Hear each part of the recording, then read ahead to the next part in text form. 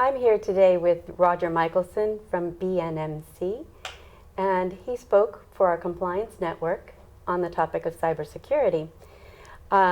We thought we would do a quick excerpt from that meeting and see what Roger has to say about cybersecurity. Take it away. Thank you, Charlotte. So we started the discussion today talking about some of the larger cybersecurity events that are in the news and the monetary effect on them. And what we talked about and discussed was really what credit unions can do to look internally from a risk assessment standpoint and evaluate where they stand from cybersecurity, how much they think they are protected. A lot of discussion was around both the risk mitigation, evaluating the technology, but also evaluating their policies and procedures. We had a lot of discussion around training for the employees because a lot of cybersecurity attacks, even though the hackers are outside the infrastructure, they tend to get in through internal, either employees or vendors, and not on purpose, but by accident, basically. So training staff to really look and understand what they're doing, not clicking on something they shouldn't be clicking on, and really thinking about every information that they're giving out, whether it's a account number or whatever the sensitive data is, almost if it was their own. Really think about, who am I sending this to, even if it's to your organization, as you mentioned. And we also talked a lot about not just training, but also looking at your third-party vendors. Both the major cyber attacks have come from either hackers getting into employees or from consultants or contractors being given access and then and that access getting out. So doing a really good assessment and audit of your third-party vendors, and that includes everybody from IT consultants to the cleaning crew. The cleaning staff have full access to an office space.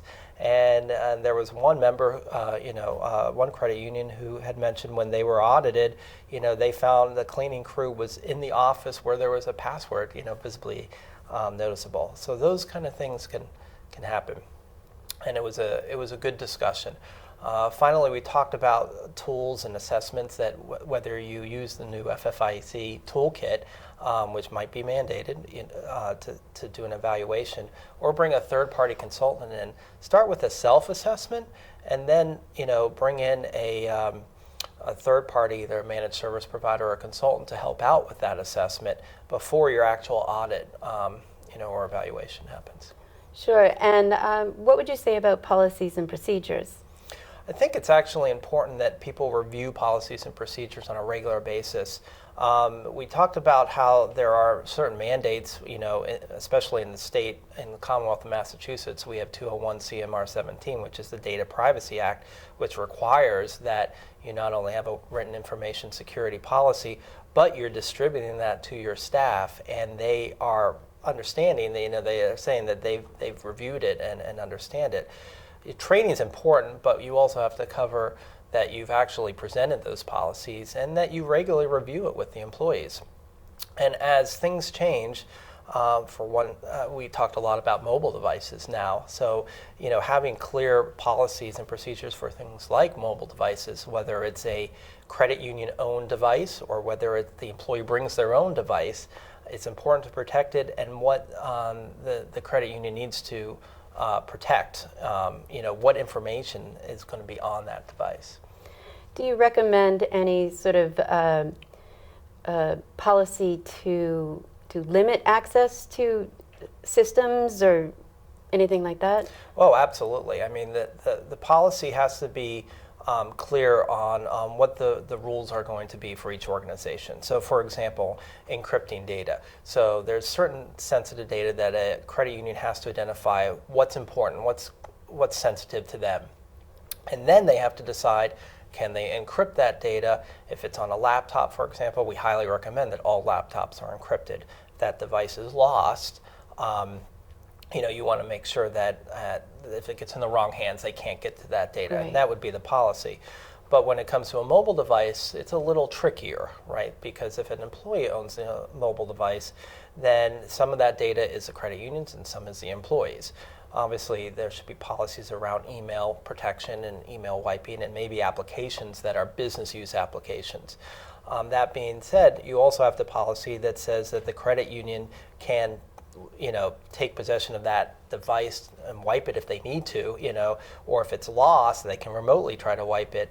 And some of the, employees' data might get lost in that case, but it's protecting the credit union, and that's why it's important to be in the policy. Yeah, you touched quickly on mobile devices being a concern for cybersecurity. What do you see happening now with are companies using more virus protection on mobile devices, or? Absolutely. So nowadays, mobile devices are basically mini computers, whether it's iPhone or an Android or an iPad or another tablet. They are almost like laptops, and they have to be treated as such. We talked a little bit about credit unions implementing a mobile device management, or MDM, platform where they can truly manage those devices. That includes pushing down antivirus to the devices, includes controlling the applications and email. And as those devices continue to become more powerful, there's going to be more risk and more exposure. We're not stating that that you shouldn't allow devices, though some credit unions are clearly saying most employees aren't allowed to bring in devices, or not even have them turned on, just to remove the risk altogether. But that'll get harder and harder to do, as a device becomes your computer. Right. And the mobile device is what the employee uses. Now they might only use it 10% of the time or 5% of the time, but that could change in the near future. And that's really what we're saying from a policy and procedure, that credit unions have to start addressing this. Great. Excellent. Well, thank you so much for being with us today, and thank you for coming and interviewing, and we'll look forward to the future issues with cybersecurity. And join us on September 24th for another look at cybersecurity with NCUA. Thank you. Great, thank you.